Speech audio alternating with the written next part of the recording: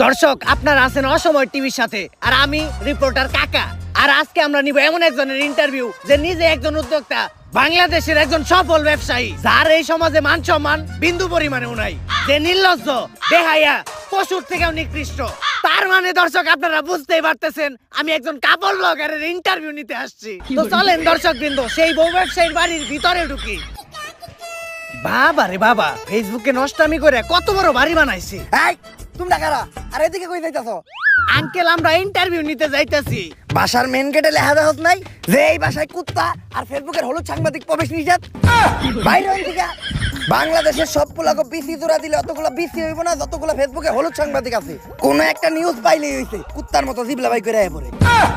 Uncle, আপনি ভুল ভাবতেছেন, আমি ফেসবুকের কোনো হলুদ সাংবাদিক না, আমি অসময় টিভি থেকে আসছি। TV channel? সরি বাবা। আচ্ছা আঙ্কেল, এই বাড়ির মালিক আপনার কি হয়? আমি তো ওর বাবা। কি বলেন আঙ্কেল, আপনি একজন কাপড় ব্লগারের বাবা? আচ্ছা আঙ্কেল, আপনি যে একজন বউ ব্যবসায়ীর বাবা, এতে আপনার অনুভূতিটা কি? ওয়াক্ফ লজ্জা করে। আমি তো সমাজে মুখই দেখাইতে পারি না, এর লেগে আমার কেউ জিগাইলে আমি কই দিয়ে আমি কামলা দিয়ে খাই। আমার কোনো পোলাপান নাই। আঙ্কেল, আপনি এভাবে বলতে পারেন না। যত যাই হোক, আপনি তো একজন সফল বউ ব্যবসায়ীকে জন্ম দিয়েছেন। জন্ম তো আমি দিতে চাই নাই, আসলে ওটা ভুলে হয়ে গেছে। দুষ্টা তো আর আমার না, দুষ্টা হইলো ওই ঘরের রাইতের। ফার্মেসি খোলা ছিল না। যাই হোক আঙ্কেল, উনার জন্মের পর থেকে একজন সফল বউ ব্যবসায়ী হয়ে ওঠার গল্পটা যদি একটু বলতেন। এই গল্পটা অনেক অভিশপ্ত, আজকে থেকে বহু বছর আগের কাহিনী। আল্লাহ, আজকে যেন আমার একটা পোলা হয়। আমার স্বপ্ন, আমার একটা পোলা হইলে আমি ওরে মুকেশ আম্বানির মতো বড় ব্যবসায়ী বানামু। আমিন। কংগ্রাচুলেশন, আপনার ছেলে সন্তান হইছে। আলহামদুলিল্লাহ, আমার দোয়া কবুল হইছে। কিন্তু একটা সমস্যা আছে। ওর রিপোর্ট দেখে যেটা বুঝতে পারলাম, ওর মাথায় তো ব্রেন নাই, ব্রেনের জায়গায় গু আছে। আর ওর মাথার জায়গায় পাছা, আর পাছার জায়গায় মাথা। আর এটা থেকে বোঝা যায় ওর কোনো লজ্জা শরম থাকবো না। বড় হওয়ার পর ও একটা নির্লজ্জ বিহায় হইব। ডাক্তার সাহেব, এখন এই সমস্যার সমাধান? I am extremely sorry, medical সায়েন্সে এখন পর্যন্ত এই রোগের কোনো চিকিৎসা বের করতে পারে নাই। ভবিষ্যৎ বাবা, অনেক বিপদে পড়ে আজকে আমি আপনার কাছে আইছি। আমার একটা পোলা হইছে, ডাক্তার কইছে ওর মাথায় মগজ নাই, ওর মাথায় ঘু। আর ওর নাকি মাথার জায়গায় পাছা হইছে আর পাছার জায়গায় মাথা। এর লেগে ওর নাকি কোনো লজ্জা শরম থাকবো না। আমার স্বপ্ন হইলো আমি আমার পোলারে বড় একটা ব্যবসায়ী বানাবো। কিন্তু এগুলা দেখার পর তো মনে হইতাছে ও বড় একটা টিকটকার হইব। বাবা, আপনি কিছু একটা করেন। তুই কান দিস না বচ্চ, এখনই আমি তোর পোলার ভবিষ্যৎ দেখতাছি। আই এম ব্যাক, দিমু এবার কাপড় ব্লগার করে ঠেক। চিন্তা করিস না বচ্চ, আমি এইমাত্র তোর পোলার ভবিষ্যৎ দেখলাম। তোর পোলা বড় একজন সফল ব্যবসায়ী হইব। টাকা কামানোর জন্য তোর পোলা সবকিছু করব, এমনকি নিজের মান সম্মান পর্যন্ত বিলিয়ে দিব। যাক বাবা, তাহলে আমার পোলারে আমার ব্যবসায়ী বানানোর স্বপ্নটা পূরণ হইব। কিন্তু বাবা, আপনি তো আমার এইটা কইলেন না যে আমার পোলা বড় হয়ে কি ব্যবসা করব? বউ ব্যবসা করব। যতটুকু কইছি আমি আর কইতে পারবো না। ওরে ধর্ম দিয়ে আমি এক পাপ করছি, ওর কাহিনী কইয়ে আমি আর পাপ কামাইতে চাই না। আস্তাগফিরুল্লাহ, নাউযুবিল্লাহ। পোলাপান বলে এত খারাপ হয়? কাপড় ব্লগার কো নাম মুহে নিছি, এখন যে আবার আমার উযু করতে হইব। আস্তাগফিরুল্লাহ, নাউযুবিল্লাহ। দর্শক, একজন বউ ব্যবসায়ীর বাকি সফলতার কাহিনীটা আমরা তাদের মুখ থেকেই শুনবো। চলেন দর্শক, আমাদের মাঝখানে আছে দেশের সবচাইতে স্বনামহীন বিশিষ্ট বউ ব্যবসায়ী সম্রাট। আমাদের লজ্জা শরম নাই, তাই আমরা বউ ইচ্ছা খাই।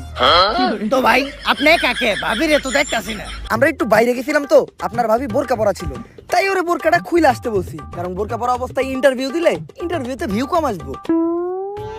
তো দর্শক, আমাদের ভাবি পরহেজগার মানুষ, বাইরে গেলে বোরকা পরে, পর্দা করে। আরে ওইরকম কিছু না, আসলে বোরকা ছাড়া বাইরে গেলে সবাই ওরে চিনালায়, তারপরে গালাগালি করে। ওই তো চলে আসছে। ভাবি, আপনি আমার পাশে বসলেন যে? আর এই সমস্যা নাই, আমি কাপড় ব্লগারে বউ না।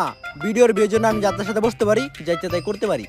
বেবি, তুমি ওনার কোলে উঠে বসো। কোলে উঠে বসলে এই ইন্টারভিউটার ভিউ আরো বেশি হইব। আরে না থাক, এত ভিড়ের দরকার নাই, আমরা ইন্টারভিউতে ফিরে যাই। তো আপনার কাছে আমার প্রথম প্রশ্ন, আপনি কিভাবে এই বউ ব্যবসা শুরু করলেন?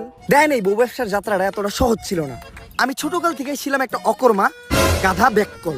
আমার ব্রেনা ছিল আমার পুকিতে, তাই আমার দিয়ে কোনো কাজকর্ম হইতো না। যেই চাকরি করতে যাইতাম ওই জায়গায় খালি লাত্তেই খাইতাম। তাই আমি মানসিক ভাবে অনেকটা ভাঙা পড়ি।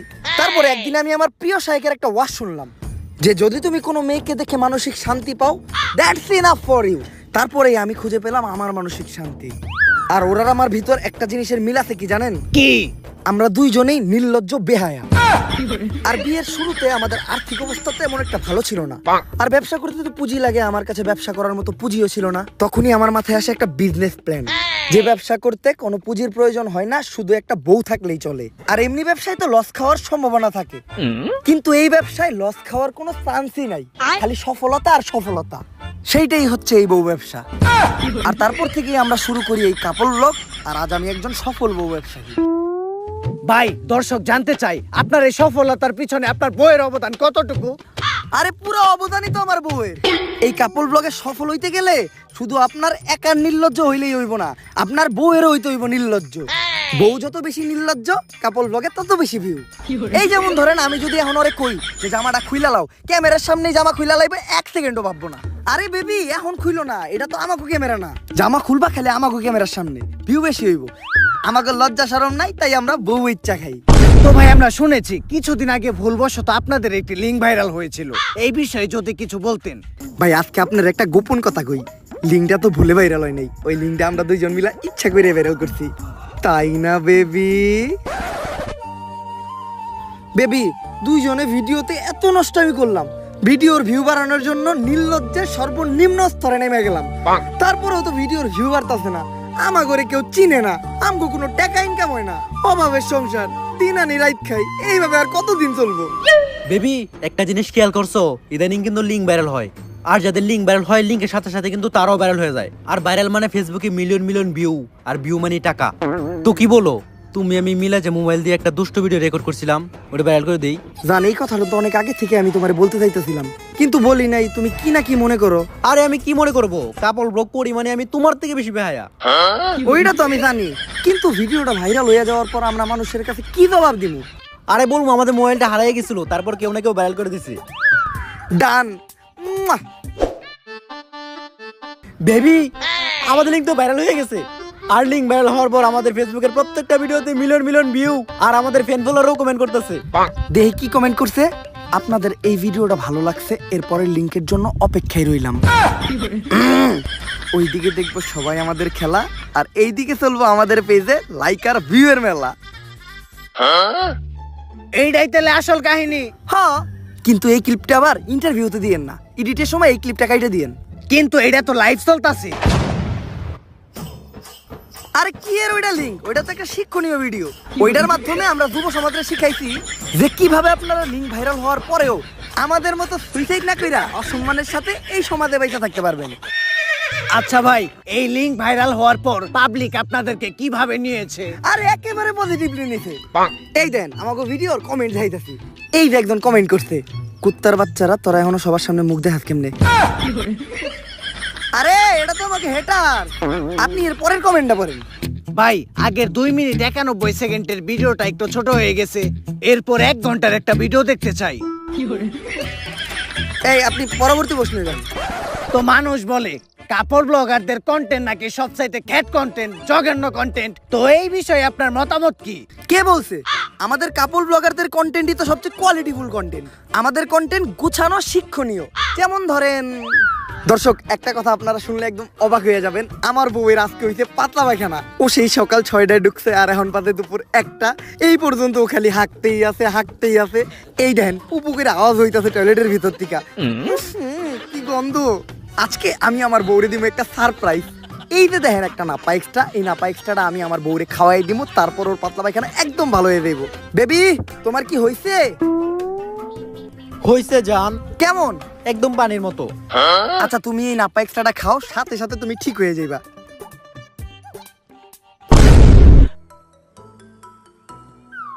কাম হয়ে গেছে, সারপ্রাইজ। আপনারা ভাবতেছেন যে অজ্ঞান হয়ে পইরা গেল কে, আসলে ও অজ্ঞান হয়ে পইরা দেয় নাই। এই প্যাকেটে নাপা এক্সট্রার বদলে ছিল একটা ঘুমের ওষুধ, এইটা ছিল আপনাদের জন্য একটা সারপ্রাইজ। এখন এই ঘুমের ওষুধ খাওয়ার পর ও আরামে ঘুমাইবো, আর ঘুমানোর পর মানুষের টয়লেটে যাওয়ার কোনো চিন্তা থাকে না, তাই ওর পাতলা পায়খানা একদম সমাধান। এই ভিডিওটা যদি ভালো লাগে ফটাফট লাইক, কমেন্ট আর ফলো দিয়ে দেন পেজটা। আসলে আপনাদের কন্টেন্ট অনেক কোয়ালিটিফুল, বুঝি না মানুষ সহ্য করে কেমনে। এই আপনি পরবর্তী প্রশ্ন করেন। আচ্ছা ভাই, আমি যতটুকু শুনেছি আপনাদের প্রত্যেকটি কন্টেন্টই নাকি স্ক্রিপ্টেড, এই কথাটা কতটুকু সত্য? এইটা একদম ভুল কথা। আমরা কোনো স্ক্রিপ্টেড ভিডিওই বানাই না। দৈনন্দিন জীবনে আমাদের সাথে যা ঘটে ওইটাই আমরা ভিডিওর মাধ্যমে তুইলা ধরি। যেমন ধরেন একদিন আমার বউয়ের পশ্চাৎদেশে একটা গোটা হইছিল। গাইস, আপনাদের ভাবির জন্য আপনারা সবাই দোয়া করবেন। আপনাদের ভাবির পশ্চাৎদেশে একটা গোটা হইতে। এই আমার গুটা তো অনেকদিন আগে ভালো হয়ে গেছে গা। আরে ভিডিও বানাইতাছি। ও ব্যথা, আমারে বাঁচাও। এই দেখেন, আপনাদের ভাবি ব্যথায় কাতরাইতাছে। প্রথমে গোটাটা এত ঢুকছিল, তারপরে বড় হইতে হইতে এত বড় হইছে। আপনারা যারা আপনাদের ভাবির পশ্চাৎদেশের গোটাটা দেখতে চান তারা 1000 কমেন্ট করেন। 1000 কমেন্ট হইলে আমি আপনাদের ভাবির পশ্চাৎদেশের গোটাটা দেখাবো। আর গোটাটা এতই ভয়াবহ রূপ নিতে, এই যে দেন আপনাদের ভাবির পশ্চাৎদেশের নিচে একটু আরামের জন্য পালিশ দিতে হইতে। ও ঠিক মতো বইতে পারে না, ঠিক মতো পশ্চাৎদেশটা কোনো জায়গায় রেখে শুইতেও পারে না।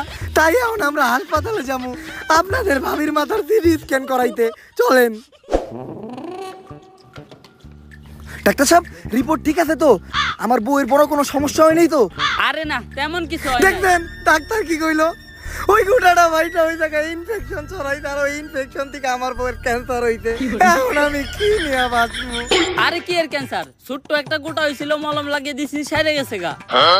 আরে ভিডিওতে মারাত্মক কিছু কইতে হইব। মারাত্মক কিছু না কইলে ভিডিওতে ভিউ হইব না। আর ভিডিওতে ভিউ না হইলে আপনার ফিস দিমু কেমনে? আপনার ফিসের টিয়াটা তো অন্তত এই ভিডিও থেকে উঠাইতে হইব। আচ্ছা ডাক্তার, আমার বউয়ের কি কোনো মৃত্যু ঝুঁকি আছে? আরে না। দেখছেন আপনারা ডাক্তার কি কইলো? আমার বউ নাকি এই ক্যান্সারে মাত্র 2 দিনের ভিতরে মইরা যাইব। আপনারা সবাই আমার বউয়ের জন্য দোয়া করেন, আমার বউয়ের যাতে কিছু না হয়। কারণ আমার বউয়ের কিছু হইলে আমার বউ ব্যবসা বন্ধ হয়ে যাইব গা। এই কে রাসস, আমার হাসপাতালের সামনে একটা সাইনবোর্ড লাগা যে কাপল ব্লগার প্রবেশ নিষেধ। আসলেই কন্টেন্ট গুলো বাস্তব জীবন থেকে নেওয়া। পরবর্তী প্রশ্ন, আপনাদের মতো কাপড় ব্লগাররা নাকি ভিডিওর মাধ্যমে সমাজে অশ্লীলতা ছড়ায়, এই বিষয়টা কতখানি সত্য? এইটা পুরোপুরি সত্য। আমরা অশ্লীলতা ছড়াই, কারণ অশ্লীলতা মানেই ভিউ, ভিউ মানেই টাকা, টাকা মানেই ব্যবসা। আমরা কাপল ব্লগার, আমাদের কোনো লজ্জা শরম নাই, তাই আমরা বউ ইচ্ছা খাই। আর দোষ যে আমাদের একার বিষয়টা এমনও না। মানুষ অশ্লীলতা দেখে তাই আমরা অশ্লীলতা করি।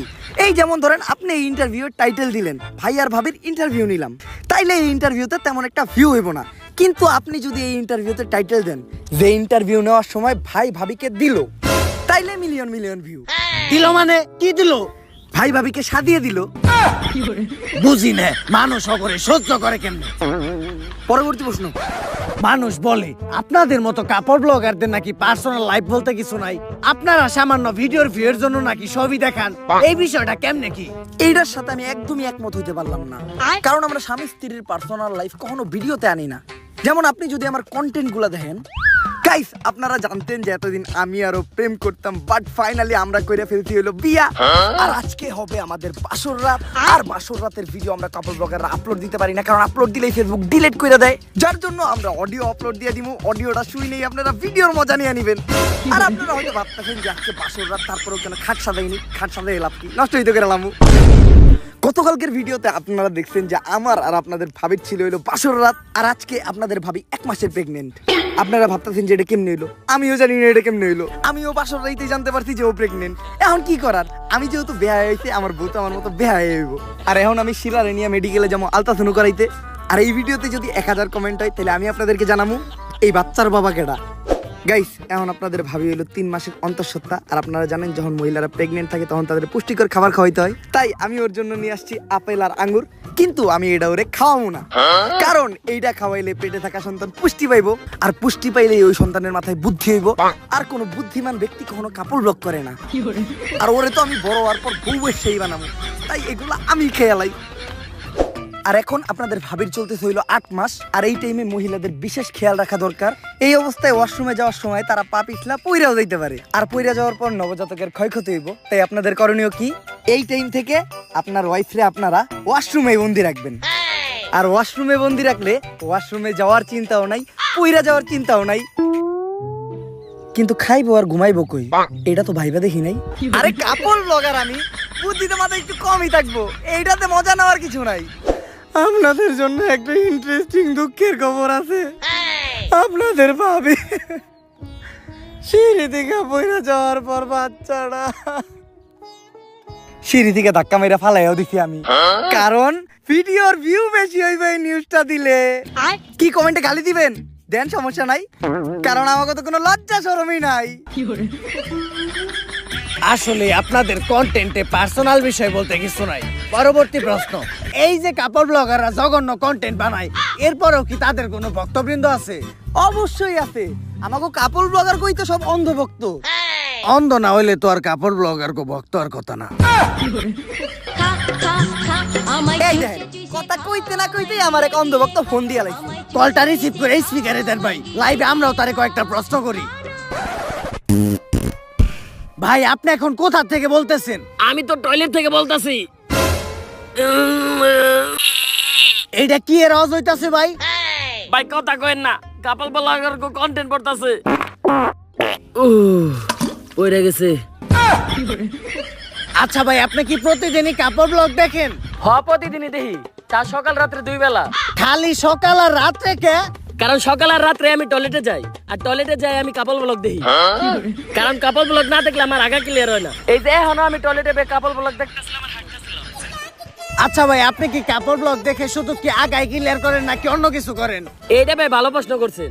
এখন তো বিয়ে হয়ে গেছে, এখন শুধু আগাটাই ক্লিয়ার করি। যখন সিঙ্গেল ছিলাম তখন কাপল ব্লগ দেখে বাম হাতের কাজটাও চালাইতাম। যে ভিডিও বানায় তারা দেখলেই খারায় যায়, মানে গায়ের পশম। দেন একটু ভাবির কাছে দেন।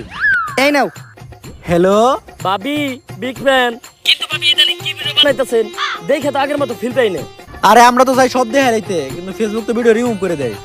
আরে চিন্তার কোনো কারণ নাই, সামনে আমরা কাপড় ব্লগাররা ডাইরেক্ট ওয়েবসাইটে খুলবো, আর ঢুকতে ভিপিএনও লাগবো না। অপেক্ষা রইলাম, তাইলে এখন রাখি, কারণ কাপল ব্লগ দেখে আমার বাকি আগাটাও ক্লিয়ার করা লাগবো। আপনি পরবর্তী প্রশ্নে যান। আচ্ছা, আপনারা যে কাপড় ব্লগের নামে নষ্টামি করেন, আপনাদের ফ্যামিলি কেমন সাপোর্ট দেয়? সাপোর্ট দেয় মানে আমাকে কাপল ব্লগের ক্যামেরাই তো ধরে আমার মা। আমার ক্যামেরা অন করছেন, ফ্রেম ঠিকঠাক ভাবে আইতাছে তো? বাবা তুই একটু সোজা খারা, তাহলে ক্যামেরা একটু সুন্দর লাগবো। আর বৌমা তুমি তোমার মানজাটা বেকা করে দাঁড়াও, তাহলে পুলারা ভিডিওটা দেখে মজা পাইবো। আর তুমি ভিডিও তো উন্না পড়ছো কে? তোমার না কতবার কইছি ভিডিও করার সময় উন্না পারবে না, উন্না ফেলাও। ভিউ একটু বেশি হইব, যত ভিউ তত টাকা। নাও মা, এখন ভিডিও শুরু করো। আচ্ছা, এই বিষয়ে ভাবির মা কিছু বলে না? ওর মা কি কইব, আমাকে সব ভিডিওর স্ক্রিপ্ট দিতে লাগে ওর মা। আমরা কাপল ব্লগার, তাই আমাদের সম্মান দিয়া লজ্জা দিবেন না, কারণ আমরা সম্মানের যোগ্যই না। এই তোমাদের ডায়লগ গুলা তো হইতাছে না, তোমাদের ডায়লগ গুলা আর একটু অশ্লীল হইতে হইব, কারণ যত বেশি নেগেটিভিটি তত বেশি ভিউ, আর ভিউ মানেই টাকা। আর জামাই বাবাজি, আমার এই মেয়েরে কিন্তু তোমার এমনি এমনি দেয় নাই, আমার এই মেয়ের চেহারা পয়সা তোমার কোটিপতি হইতে হইব। আর এই নাও তোমাদের নতুন স্ক্রিপ্ট, যত ধরনের বেহায়াবো না সব এই স্ক্রিপ্টে আছে। আম্মা, খালি আপনারা আমারে পাশে থেকে সাপোর্ট দিছিলেন দেখা আজকে আমি একজন সফল বউ ব্যবসায়ী। পোলাপান নির্লজ্জ হওয়ার পিছনে যে বাবা মার কতটুকু অবদান থাকে, এটা শুধুমাত্র কাপল ব্লগারদের বাবা মারে দেখলেই বোঝা যায়। আর ওরা আম্মু স্কিপ দেয় দেখে আমাদের কাপল ব্লগগুলা এত ইমোশনাল হয়। আমিও তো একবার কাপড় ব্লগ দেখছিলাম, এত ইমোশনাল, একদম পানি বের হয়ে যায়, কিন্তু চোখ দিয়ে না। তাইলে কোন দিয়া কাকা? ওইটা তোমার কাকিরে যায় জিগাইও। আচ্ছা, পরবর্তী প্রশ্ন। এই যে বউ ব্যবসা করে আপনি এত সফল, তো কোথাও গেলে কাপড় ব্লগার হিসেবে মানুষ আপনাকে কেমন সম্মান দেয়? সম্মান তো প্রচুর দেয়, তাই না বেবি? প্রচুর। আজকে আমি আর আপনাদের ভাবি আসছি হইলো একটা লাইব্রেরিতে, আর লাইব্রেরিতে থাকে হইলো বই। বই মানেই শিক্ষা, আর যেই শিক্ষার অভাবেই আজকে আমরা কাপল ব্লগার।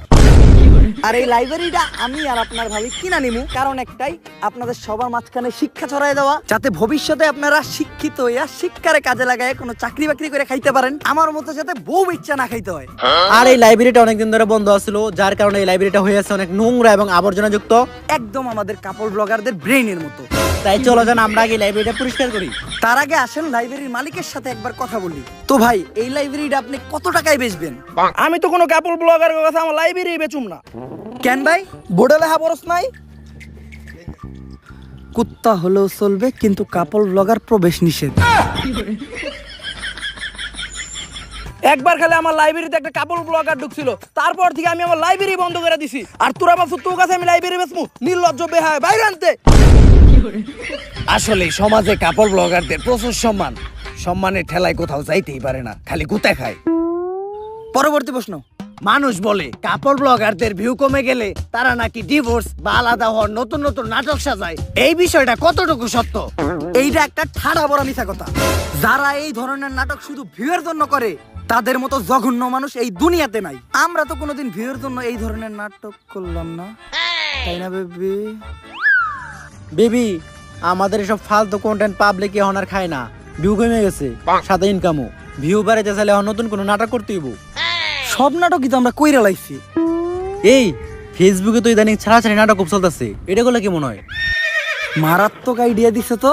গুরুজনরা কইছিল প্রত্যেকটা সফল পুরুষের পিছেই একটা নারীর হাত থাকে। তুমি তার প্রমাণ। তোমার মতো একটা বউ ঘরে থাকলে বউ ব্যবসায় উন্নতি আর উন্নতি। তাহলে চলো নাটকটা শুরু করি। মুয়া! আমার সাথে আপনাদের ভাবি শিলা চিট করছে। আমি থাকা অবস্থায় কালকে রাত্রে ও আরেকজনের সাথে ঘুমাইছে। কার সাথে ঘুমাইছে জানেন? একটা কোল বালিশের সাথে ঘুমাইছে। এই দেখেন, একটা নির্লজ্জের মতো আমার সামনে কোল বালিশে জড়াই ধরে ঘুমাই আছে। তোর সাথে সম্পর্ক হইরাম না, সম্পর্ক হইরাম না তোর সাথে।